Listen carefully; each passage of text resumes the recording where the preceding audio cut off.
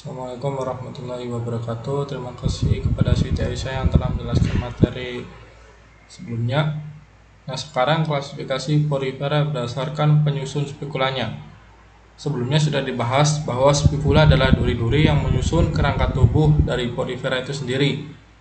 Jadi, pada dasarnya porifera ini bertubuh lunak, namun dengan adanya spikula ini maka tubuh porifera menjadi keras dan tegak. Spikula ini sendiri terdiri dari berbagai macam komponen, dari zat kapur, zat gersik, silika, bahkan juga spong. Nah, untuk tipe-tipe spikula sendiri ada beberapa. Yang pertama, monoakson, triakson, tetraakson, dan poliakson.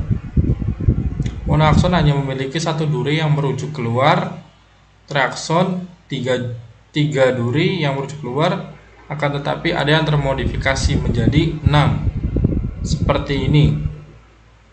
Dan ada tetrason yang berarti 4, jadi ada 4 percabangan atau 4 duri. Dan yang terakhir adalah poliakson yang berarti banyak. Jadi ada beberapa duri yang keluar dari tipe spikula ini.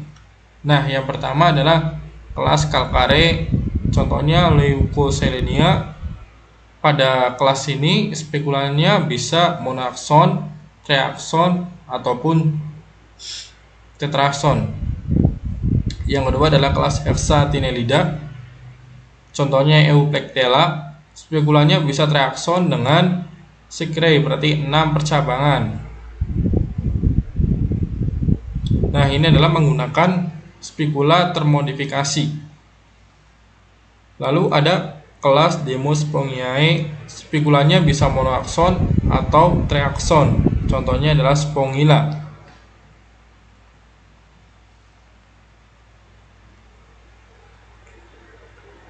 Nah, kelas kalkare. Nah, sekarang kita masuk ke klasifikasi porifera itu sendiri. Untuk klasifikasi pertama ada kalkare. Nah, adapun ciri-ciri dari kalkare ini adalah habitatnya di laut, ada yang hidup soliter dan hidup berkoloni, struktur kasar, simetri radial, spikulanya seperti duri kecil dari kalsium karbonat atau zat kapur, kanal sistem askon, bisa siskon ataupun nukon. Jadi untuk kelas ini contohnya adalah Grantia sp dan Sipa sp. Untuk spesies ini khususnya klasifikasi pada kalkare, dia memiliki tinggi organisme berkisar hanya 15 cm. Dan di sini yang paling penting adalah sistem kanal atau sistem saluran air. Nah, pada kelas ini kanal sistem atau saluran airnya bervariasi. Kalau untuk kelas lain yang ada, dia hanya memiliki tipe saluran tertentu. Tetapi untuk jenis kalkare ini dia memiliki banyak sekali sistem kanal atau saluran air seperti askon, sikon maupun nukon yang sudah dijelaskan oleh Aisyah sebelumnya. Selain itu, untuk strukturnya bisa teman-teman lihat di sini, dia tetap ada struktur yang khas seperti osculum ataupun spongosol yang ada di sini, dan pori-pori tentunya sebagai salah satu karakteristik umum porifera yang dinamakan ostium. Nah, untuk klasifikasi kedua ada hexatinellida. Untuk contohnya teman-teman bisa lihat gambar di layar ini, yaitu Euplectella sp. Nah, untuk ciri-cirinya yaitu disebut juga sebagai spons kaca atau glass spons. Habitatnya di laut, di dasar laut, hidupnya soliter, simetri radial, spikula mengandung silikat atau kaca, kanal sistem sikon. Jadi tipe saluran pada kelas Hexatinellida sudah terkhusus, jadi strukturnya lebih rumit atau lebih kompleks dibanding dengan tipe saluran askonoid atau askon. Jadi dengan tipe saluran air itu dia tidak hanya membentuk silinder, corong tapi dia juga bisa membentuk struktur seperti mangkok ataupun vas bunga atau piala.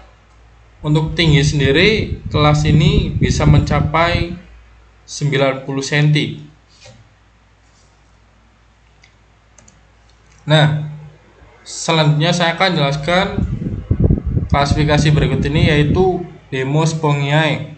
Jadi Demospongiae ini adalah kelompok dengan jumlah terbesar sekitar 90% dari 100% jenis Porifera. Di sini teman-teman bisa lihat contoh dari Demospongiae. Nah, ini adalah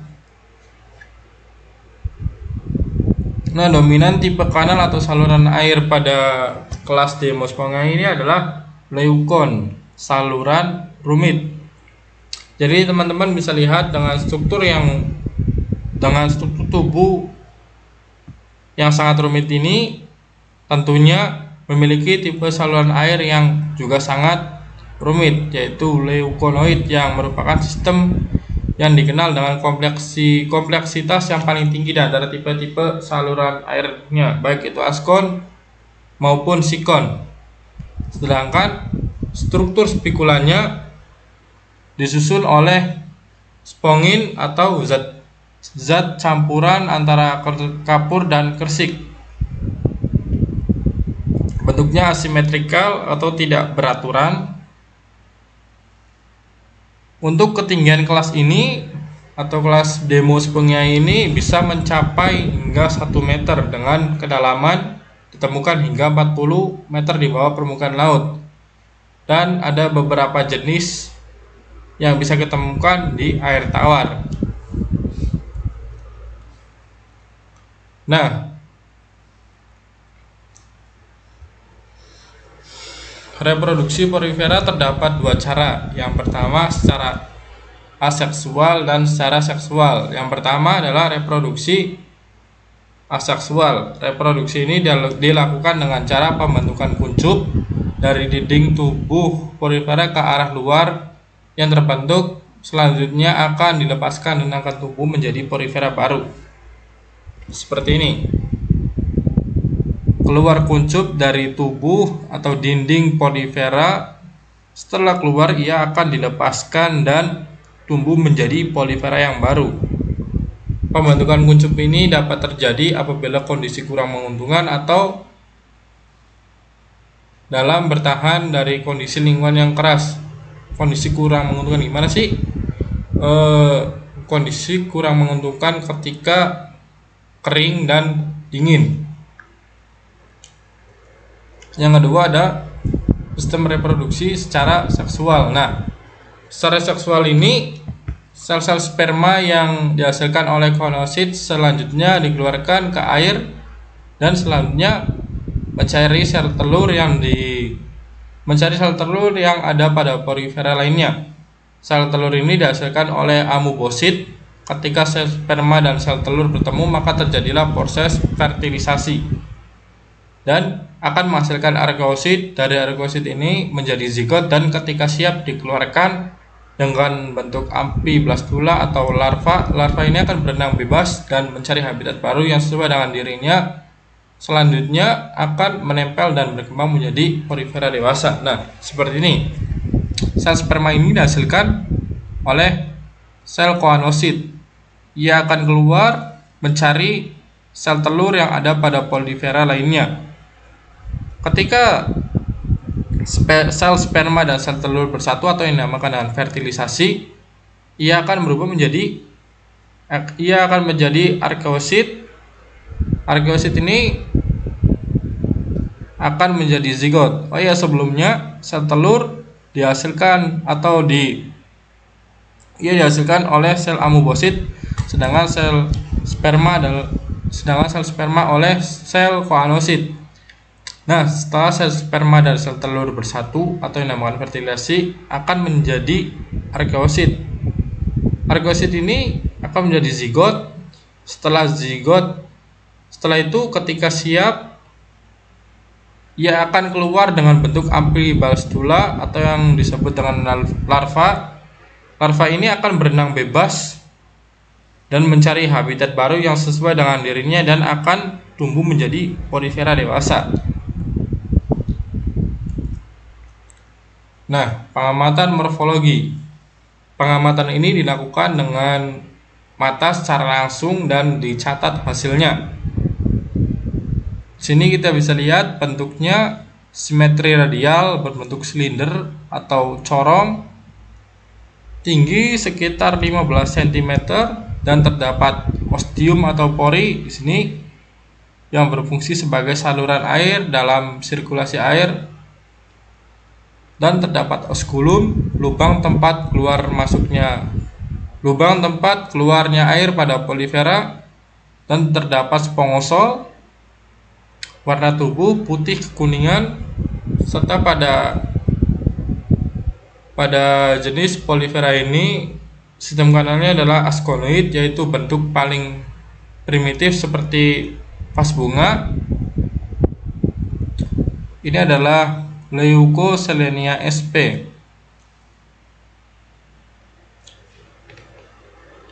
Selanjutnya yaitu pengamatan anatomi.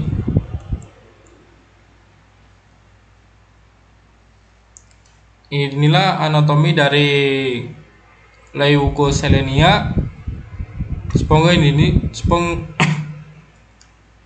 Jenis porifera ini sebuah corong atau silinder. Ada bagian-bagiannya. Ini adalah osculum, celah untuk keluarnya sirkulasi air. Terdapat penyangga kerangka porifera yang disebut spicula. Pada bagian luar ini terdapat sel yang disebut pinakosit. Sini pinakosit atau yang telah termodifikasi menjadi porosit. Nah, sel porosit ini berbentuk seperti tabung. Kemudian dinding di dalamnya ini terdapat sel-sel yang berfungsi sebagai filter feeder atau penyaring makanan. Ini adalah sel koanosit. Yang ini sel koanosit. Nah, kemudian di bagian tengah adalah di tengah ini ada antara koanosit dan dinding luar terdapat mesofil atau mesenkima. Pada mesofil atau mesenkima ini terdapat juga sel amoeboid. Tadi yang nanti berperan dalam proses reproduksi. Sel amoeboid ini membentuk sel telur. Nah, ini adalah ilustrasi dari koanosit. Seperti ini koanosit bentuknya. Kemudian ada jebakan partikel, tempat untuk saluran partikel atau tersebar di sini.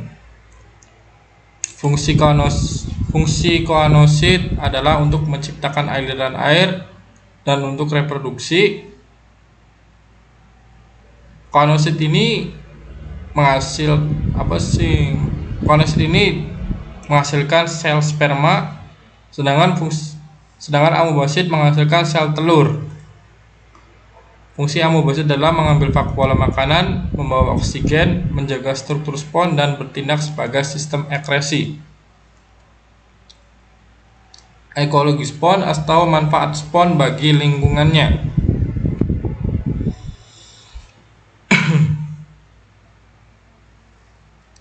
Spicula yang keras, racun yang dihasilkan, dan rasa yang tidak enak ini mampu melindungi diri dari predator. Makanan bagi beberapa ikan dan kura-kura, habitat bagi cacing laut, ikan, udang, dan koloni seperti ini. Ia mengumpat di dalam tubuh porifera. beberapa hidup dan menjadi kamuflase bagi moluska. Misalnya pada contoh ini adalah gambar kepiting yang tubuhnya itu penuh dengan sponge atau porifera, jadi dia menjadi kamuflase makhluk hidupnya, dan makhluk hidup lain akan terkecoh, mengembalikan kualitas air. Jadi